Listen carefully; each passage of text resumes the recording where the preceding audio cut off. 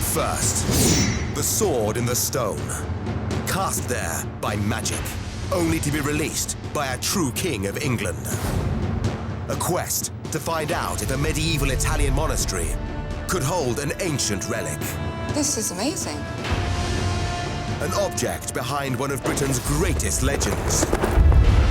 King Arthur and the sword in the stone.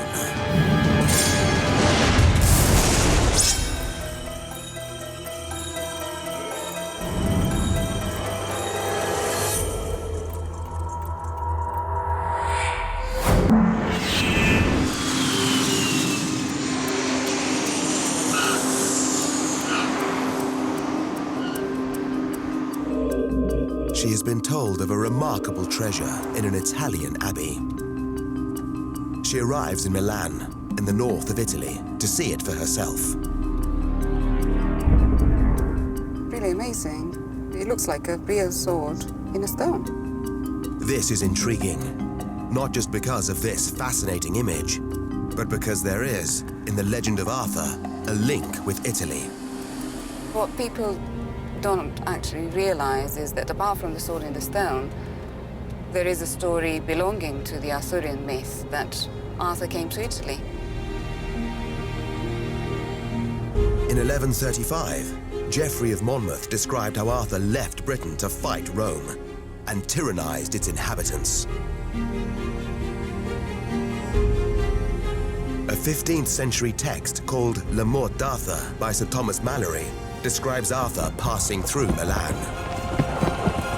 The citizens pleaded with Arthur and bribed him not to ransack their city.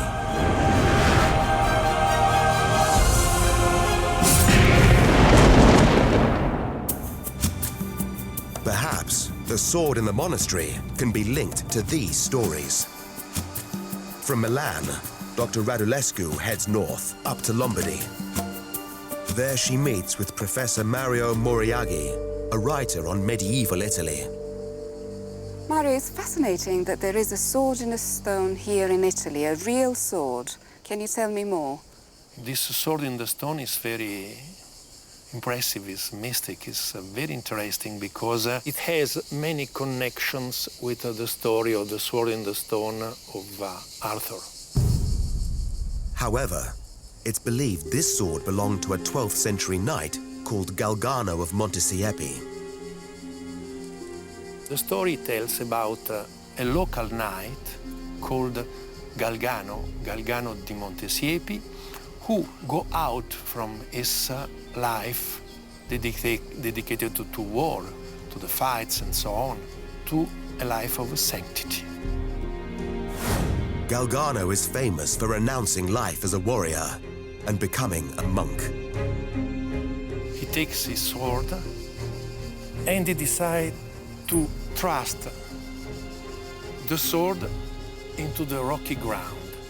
And he realizes that the sword is a cross. And so he decides that his life will change from that moment, from a path of violence to the path of faith. It's a powerful story of war, peace, and spirituality. But Raluca wonders how much is based in fact. How do we know it's a real story and not just a legend? Because we have documents about that.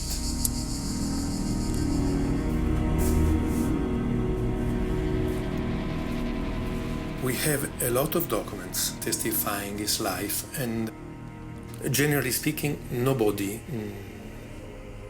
has doubts about the existence and of the life of San Galgano. But is there a connection between Galgano and Arthur's sword in the stone? Galgano was born in 1148. He died in 1181 at the age of 33.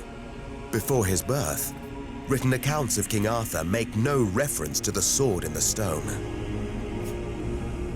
The story first appears after Galgano's death in Robert de Boron's Merlin, written around the year 1200.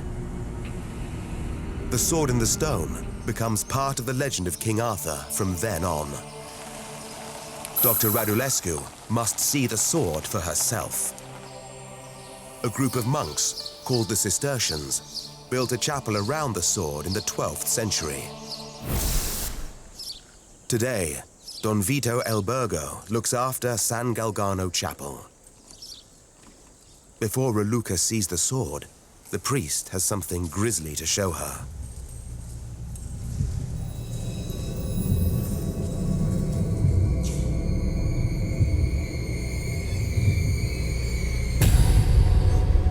In a small side chapel is a case containing severed human hands.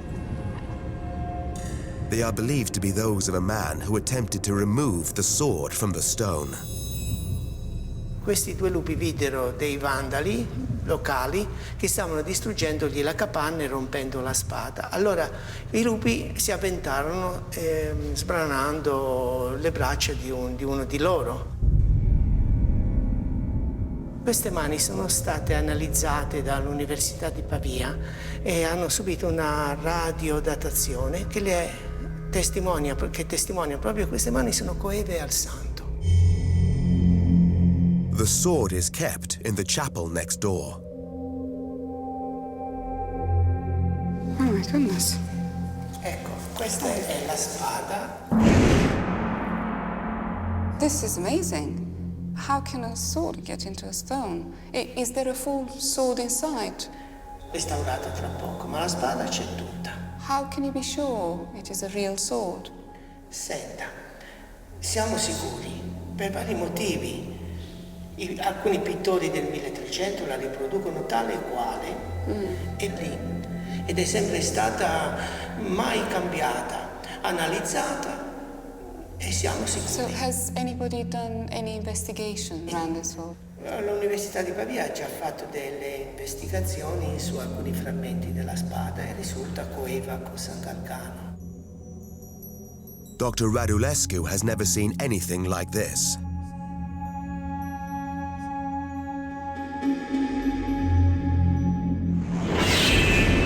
To find out more about the Cistercian monks who built this chapel, she heads to an old abbey at the bottom of the hill.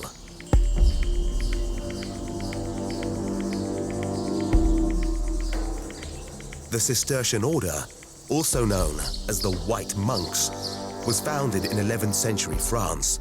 Their influence spread quickly across Europe.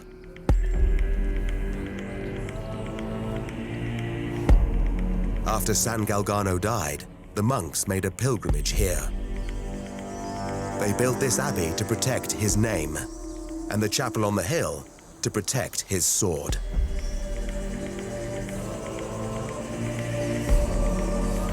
Raluca wants to find out why Saint Galgano was so important to the Cistercians, and what it was that drew them to the sword. Professor Moiraghi has told her of a medieval depiction of a sword in a stone, 35 kilometers east in the city of Siena. Dr. Rădulescu has arranged to meet cultural anthropologist Professor Alessandro Falassi. Falassi takes her to a palace with a Cistercian carving on the wall. It shows a sword thrust into a stone.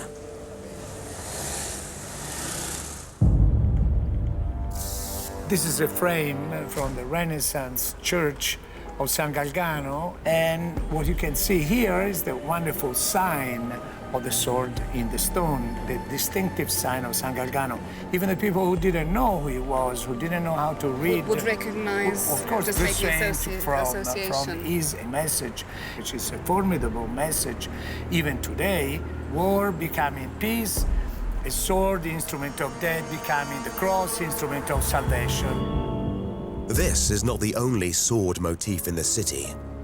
Falassi takes Rădulescu to another important Cistercian building, where the powerful icon of a sword hilt as a cross dominates the architecture.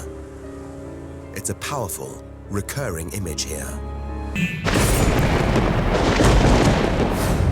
The professor suggests that Galgano may have inspired the tale of the sword in the stone. But it's still a mystery how this became part of the Arthur legend. Rădulescu needs to find out if the Cistercian monks living at the time of Galgano could have heard the story of King Arthur.